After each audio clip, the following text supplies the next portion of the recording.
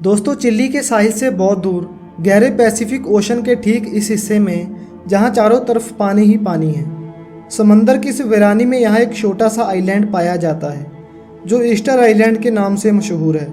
लेकिन इसकी मशहूरी की असल वजह इसका नाम या फिर इसका पैसिफिक ओशन नहीं, बल्कि इस आइलैंड पर पाए जाने वाले स्टैच्यूज़ की वजह से मशहूर है। पैसिफिक ओशन के इस रिमोट आइलैंड पर हज़ारों की तादाद में पाए जाने वाले ये भारी भरकम स्टैच्यूज आखिर बनाए किसने थे? क्या वो किसी और दुनिया से आए एलियंस थे या फिर हम जैसे इंसान? अनस्टॉपेबल इन्फो में आपका एक बार फिर से स्वागत है। दोस्तों, ये बात है 1722 की, यानी आज से करीब 300 साल पहले, जब एक यूरोपियन एक्सप्लोरर जैकोब रोगोविन अपनी बोट में तैरते तैरते गलती से इस आइलैंड पर आ पहुंचा था। उसने क्या देखा कि इस आइलैंड पर पत्थर से बने कुछ स्टैच्यू समंदर को पीठ देकर खड़े हैं, जिनको बड़ी महारत से पत्थर को तराश कर बनाया गया था। जैकोब को ये सब देखकर काफ़ी हैरानकुन लगा और तभी उसने इस आइलैंड को एक्सप्लोर करना शुरू किया। पता ये चला कि पूरा आइलैंड सिर्फ थोड़े स्टैच्यू से नहीं बल्कि कई सौ स्टैच्यू से भरा पड़ा है, जिनमें से कुछ खड़े हैं तो कई ज़मीन पर गिरे हुए भी दिखाई दिए। जिस दिन ये एक्सप्लोरर इस आइलैंड पर आया था वो दिन ईस्टर संडे का था। इसी वजह से इसका नाम ईस्टर आइलैंड रख दिया गया। उस दौर में इस आइलैंड पर सिर्फ गिने चुने लोग रहते थे और ये लोग इस आइलैंड को रापा नुई के नाम से पुकारते थे। लेकिन इस स्टैच्यूज को किसने और क्यों बनाया ये उन गिने चुने लोगों को भी मालूम नहीं था। बस उस दिन से लेकर यहाँ आर्कियोलॉजिस्ट और एक्सपर्ट के आने का सिलसिला शुरू हो गया। कुछ लोग ये मिस्टीरियस आइलैंड सिर्फ देखने जाते थे तो कई इसके पीछे छुपे राजों से पर्दा उठाने की कोशिश में लगे रहते। पिछले 300 सालों की कोशिशों के बाद आखिरकार अब आर्कियोलॉजिस्ट ने यहाँ ऐसे सबूत तलाश किए जिसको देखकर अब ये कहना गलत नहीं होगा कि हम इस मिस्ट्री को सॉल्व करने के काफ़ी करीब पहुँच चुके हैं। दोस्तों, ईस्टर आइलैंड से 2075 किलोमीटर की दूरी पर पिकारिन आइलैंड भी है, लेकिन यहाँ पर इंसान भी नहीं बसते। 500 लोगों की आबादी वाला करीबी आइलैंड यहाँ से 2600 किलोमीटर दूरी पर है, जो मिग रिवा के नाम से जाना जाता है, जबकि ईस्टर आइलैंड खुद चिली की टेरिटरी में आता है और यहाँ से चिली का साहिल भी 3512 किलोमीटर दूर है।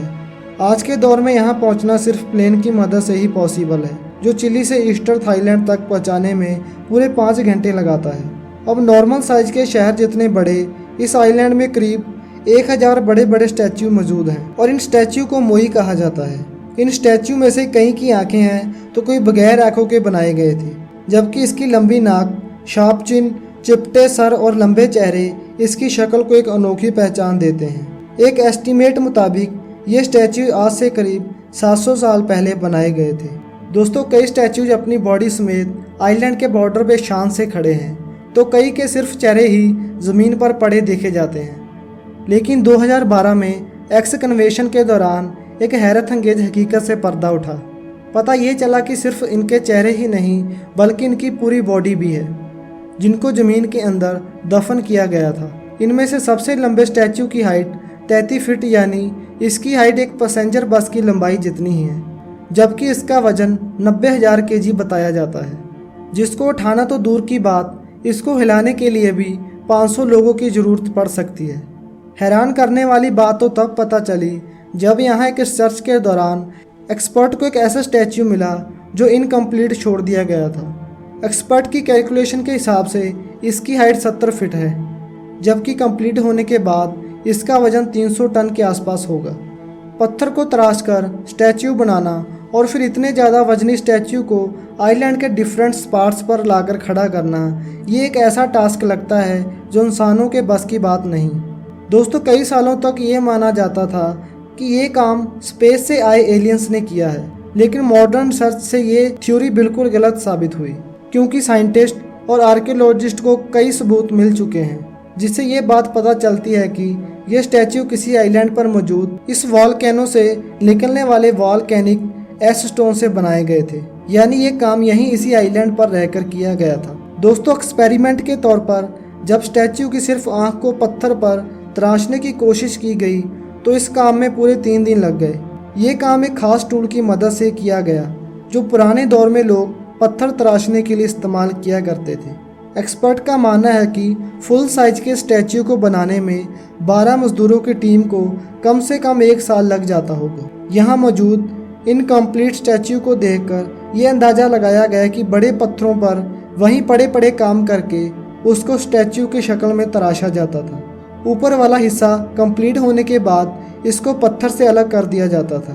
दोस्तों, रिसर्च टीम को तराशने की बात तो समझ आ गई, पर यह समझना काफ़ी मुश्किल हो रहा था कि इतने वजनी स्टैच्यू को वोल्केनो साइट से कई किलोमीटर दूर आइलैंड के डिफरेंट स्पॉट्स तक कैसे पहुंचाया गया होगा, क्योंकि आखिरकार एक स्टैच्यू का वजन करीब 14 हाथियों के वजन के बराबर है। आज के दौर में भी अगर मशीन का सहारा ना हो तो ये काम करना इम्पॉसिबल लगता है। ये जानने के लिए कई स्टैच्यू का मुआयना किया गया जो बीच रास्ते गिरे हुए थे। इन सारे गिरे हुए स्टैच्यू में से एक चीज़ कॉमन थी। जो स्टैच्यू जिस स्लोप में गिरे हुए देखे गए वो मुंह के बल गिरे हुए थे, जबकि पीठ के बल गिरे हुए स्टैच्यू उस चढ़ाई पर पाए गए। ये देखकर साफ जाहिर होता है कि जब ये स्टैच्यू ट्रांसपोर्ट किए जा रहे थे तब ये स्टैंडिंग पोजीशन में थे और ट्रांसपोर्ट के दौरान ही ये गिरकर टूट गए। एक्सपर्ट का मानना है कि स्टैच्यू को रस्सियों से पकड़कर बैलेंस किया जाता था और फिर इसको धीरे धीरे चलाया जाता था। जी हाँ, इस स्टैच्यू को चलाकर आइलैंड के डिफरेंट लोकेशन तक पहुंचाया जाता था। इस बात को प्रूफ करने के लिए कंक्रीट की मदद से एक स्टैच्यू बनाया गया और इसकी तीनों साइड्स पर रस्सियां बांधकर इसको बैलेंस किया गया। एक खास एंगल पर स्टैच्यू को झुकाने के बाद एक साइड से इसको खींचा गया तो स्टैच्यू आगे बढ़ने लगा। इसी तरीके से स्टैच्यू को 50 फीट के डिस्टेंस तक मूव किया गया, जिससे ये बात तो साबित हो गई कि ईस्टर आइलैंड पर रहने वाले लोग स्टैच्यू को रस्सी की मदद से मूव किया करते थे। लेकिन दोस्तों, एक आखिरी मिस्ट्री को सॉल्व करना अभी भी बाकी था कि ये लोग कौन थे जिन्होंने 1000 स्टैच्यू बनाए और यहाँ आखिर ऐसा क्या हुआ था कि ये लोग इनकम्प्लीट स्टैच्यू छोड़ गए। एक स्टडी में बताया गया कि रापा नुई या ईस्टर आइलैंड पर किसी दौर में 17,500 लोग रहते थे। ये लोग पोलिनेशियन थे जो साल 300 में इस आइलैंड पर आए थे, यानी 1700 साल पहले। दोस्तों, तब ये पूरा आइलैंड ऐसा नहीं दिखता था जैसा कि आज दिखता है। यहाँ दरख्तों से भरा एक घना जंगल हुआ करता था और इस बात के कई सबूत भी मिल चुके हैं कि ईस्टर आइलैंड से 25 अलग अलग किस्म के एविडेंस मिले हैं, जिनमें सबसे भारी मात्रा पाम टी की थी।